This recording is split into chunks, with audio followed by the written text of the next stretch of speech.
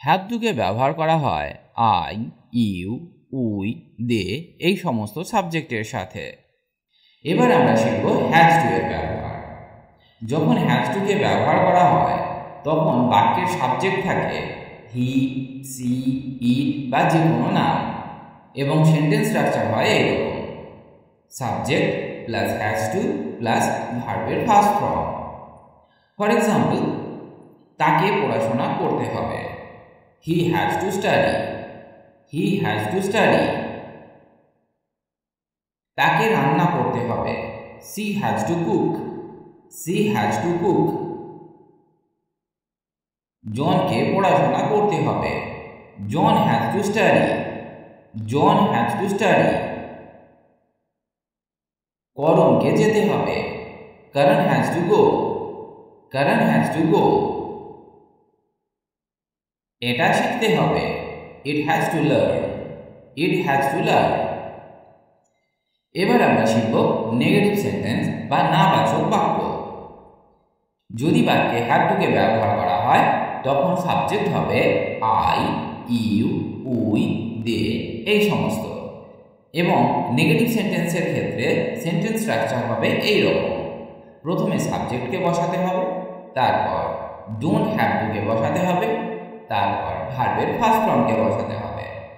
যেমন আমাকে পড়াশোনা করতে হবে না, I don't have to study, I don't have to study।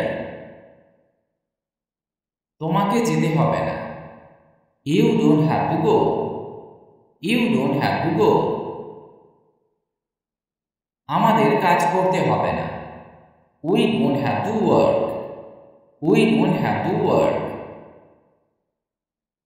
তাদের পড়তে হবে না, they don't have to read, they don't have to read। আমরা জানি সাবজেক্ট যদি হি, সি, ইট বা যে কোনো নাম হয় তাহলে হ্যাজ টুকে ব্যবহার করতে হয়, কিন্তু নেগেটিভ সেন্টেন্সে হ্যাজ টুকে ব্যবহার করা হয় না, কারণ নেগেটিভ সেন্টেন্স তৈরি করতে ডাজকে ব্যবহার করা হয়, তাই হ্যাভ টুকে ব্যবহার করতে হবে। সাবজেক্ট যদি হি, সি, ইট বা কোনো নাম হয় তাও হ্যাভ টুকে ব্যবহার করতে হবে, এবং সেন্টেন্স স্ট্রাকচার হবে এইরকম: subject plus don't have to plus ভার্বের ফার্স্ট ফর্ম। ফর এক্সাম্পল, তাকে পড়তে হবে না, she doesn't have to read, she doesn't have to read. জনকে রান্না করতে হবে না, John doesn't have to cook, John doesn't have to cook. রোজিকে যেতে হবে না, Rosie doesn't have to go, Rosie doesn't have to go.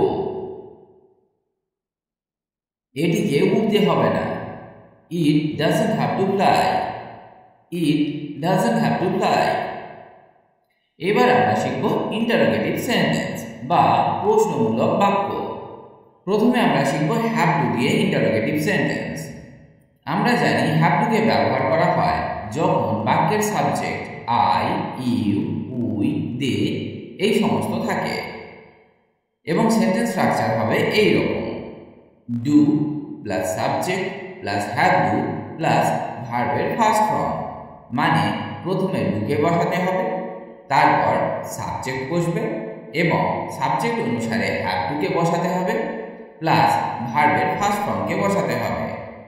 For example, আমাকে কি পড়াশোনা করতে হবে, do I have to study, do I have to study. তোমাকে কি যেতে হবে, do you have to go, do you have to go. আমাদের কি আসতে হবে, do we have to come, do we have to come. তাদের কি কাজ করতে হবে, do they have to work, do they have to work.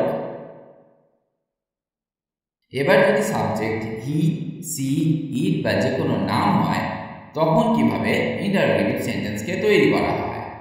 Interrogative সেন্টেন্সে হ্যাজ টুকে ব্যবহার করা হয় না, কারণ ইন্টারোগেটিভ সেন্টেন্স তৈরি করতে ডাজকে ব্যবহার করা হয়, তাই হ্যাভ টুকে ব্যবহার করতে হবে। সাবজেক্ট যদি হি, সি, ইট বা কোনো নাম হয় তাও হ্যাভ টুকে ব্যবহার করতে হবে, এবং সেন্টেন্স স্ট্রাকচার হবে এইরকম: does plus subject plus have to plus ভার্বের ফার্স্ট ফর্ম। ফর এক্সাম্পল, তাকে কি পড়াশোনা করতে হবে? Does he have to study? Does he have to study?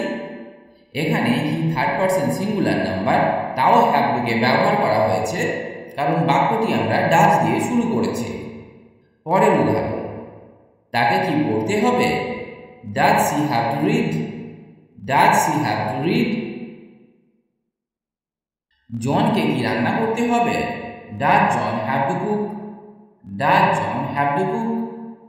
এবার আমরা শিখব কিভাবে ডব্লিউএইচ ওয়ার্ড দিয়ে ইন্টারোগেটিভ সেন্টেন্স তৈরি করা হয়। হ্যাভ টু বাক্যে যদি আই, ইউ, উই, দে এই সমস্ত সাবজেক্ট থাকে তাহলে আমরা হ্যাভ টু কে ব্যবহার করব এবং সেন্টেন্স স্ট্রাকচার হবে এই রকম।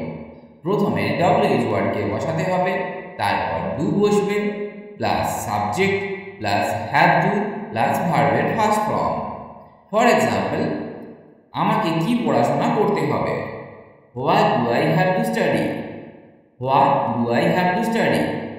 এখানে প্রথমে ডব্লিউএইচ ওয়ার্ডকে বসানো হয়েছে, তারপর বাক্যে ডু বসেছে। পরের উদাহরণটা দেখা যাক। আমাকে কোথায় যেতে হবে? Where do I have to go? Where do I have to গো? আমাকে কখন কাজ করতে হবে? When do I have to work? When do I have to work? এবার সাবজেক্ট যদি হি, সি, ইট বা কোনো নাম হয় তাও হ্যাভ টু কে ব্যবহার করতে হবে। যেমন সেন্টেন্স স্ট্রাকচার হবে এই রকম: WH word plus does plus subject plus have to plus ভার্বের ফার্স্ট ফর্ম। ফর এক্সাম্পল, তাকে কোথায় যেতে হবে? Where does he have to go? Where does he have to go? তাকে কিভাবে ভ্রমণ করতে হবে? How does he have to travel? How does he have to travel? কেন তাকে পৌঁছাতে হবে? Why does he have to reach? Why does he have to rich?